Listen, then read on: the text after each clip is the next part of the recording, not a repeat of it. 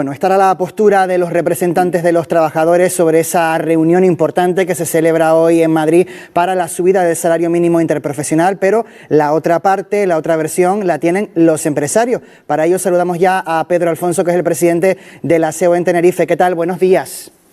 Hola, muy buenos días. Bueno, ustedes han propuesto esa subida del 3% para el próximo año y otro 3% para el siguiente. Para los sindicatos es insuficiente. ¿Por qué han elegido ustedes esa cifra?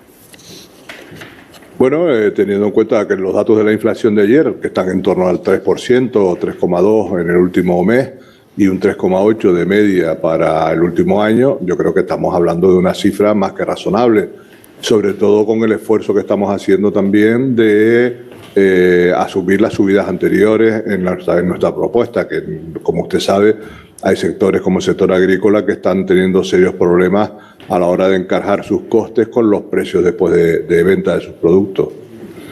Todo apunta a que las pensiones el próximo año se van a revalorizar un 3,8%, que es la media de la inflación del IPC de los últimos 12 meses. Y parece que esa también podría ser, en principio, como mínimo, la propuesta que haga el Ministerio de Trabajo. ¿Ustedes ese 3,8% cómo lo ven?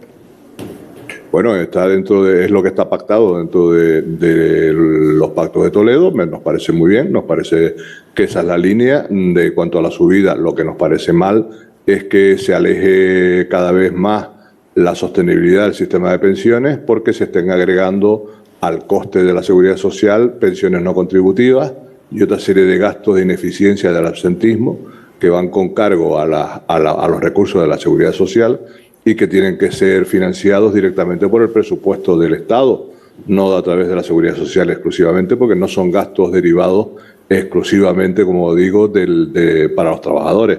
Entonces, en esa línea, lo que sí está claro es que las pensiones están garantizadas y lo que hay que hacer es que sean sostenibles. Es lo que nosotros estamos intentando llegar a un acuerdo con sindicatos y con el Estado, pero está siendo bastante complicado porque se anteponen criterios electorales o criterios garantistas más allá de la sostenibilidad.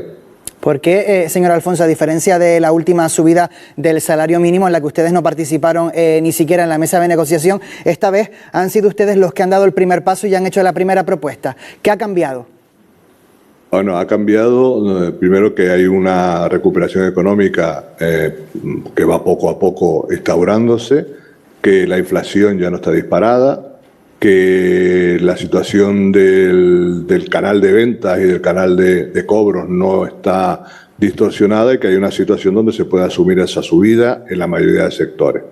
También tiene que recordar que está condicionado a dos temas que tendrá que poner el Estado encima de la mesa. No solamente nosotros ofrecemos una subida, como bien decía, del 3% más el 3% para el año próximo, sino que también le pedíamos un esfuerzo al gobierno en el sentido de que tenía que asumir en su gestión, en su capacidad de gestión, el hecho de que si nos obliga a subir los salarios a las empresas, que esas subidas se puedan repercutir cuando contratamos con el Estado, porque el Estado es gracioso, por no utilizar otra palabra, que nos obliga a subir los salarios en un momento dado, cuando lo hace de manera unilateral, y por otro lado, cuando tienes la contratación con el Estado, te obliga a mantener salarios muy por debajo de lo que se nos ha obligado a pagar.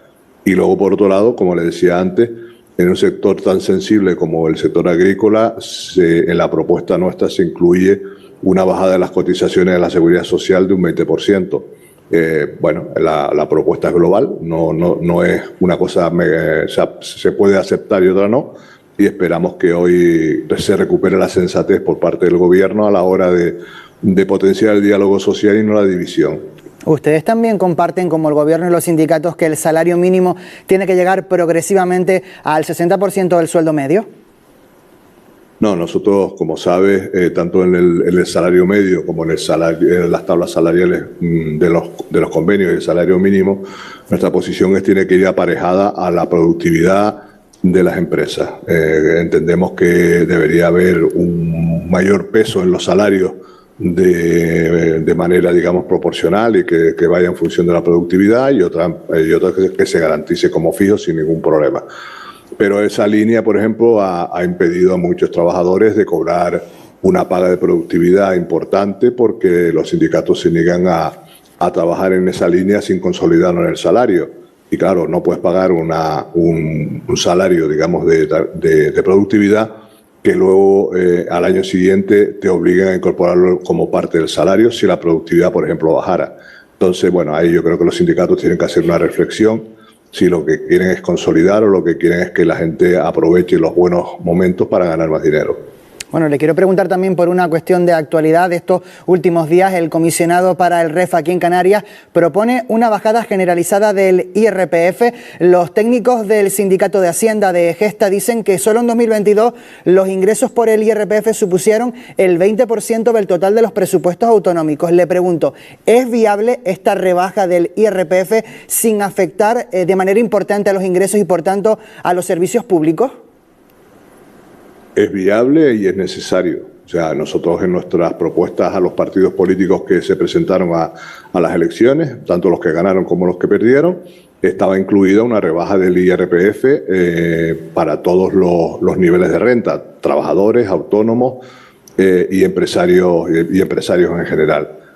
No tiene lógica que haya otros territorios en la Unión Europea, como Ceuta y Melilla, como algún territorio, creo que de Teruel, o en Portugal, en las Islas Azores, donde haya una reducción no solamente de la base imponible del IRPF, sino también de los costes de la seguridad social, y que nosotros tengamos que renunciar a eso. Hombre, me sorprendió muchísimo la posición ayer en el Parlamento de algunos representantes, en el sentido de que no quieren ni siquiera empezar a hablar sobre ese tema, cuando realmente yo creo que meter en el bolsillo cada mes para las rentas bajas de 100 a 150 euros más solamente porque el hecho de vivir en Canarias le mejoraría su capacidad de renta, no entiendo cómo hay alguien que no puede defenderlo en ese sentido, cuando además los empresarios estaríamos encantados porque esto dinamizaría la economía. Una persona que pueda disponer de más de su salario porque paga menos impuestos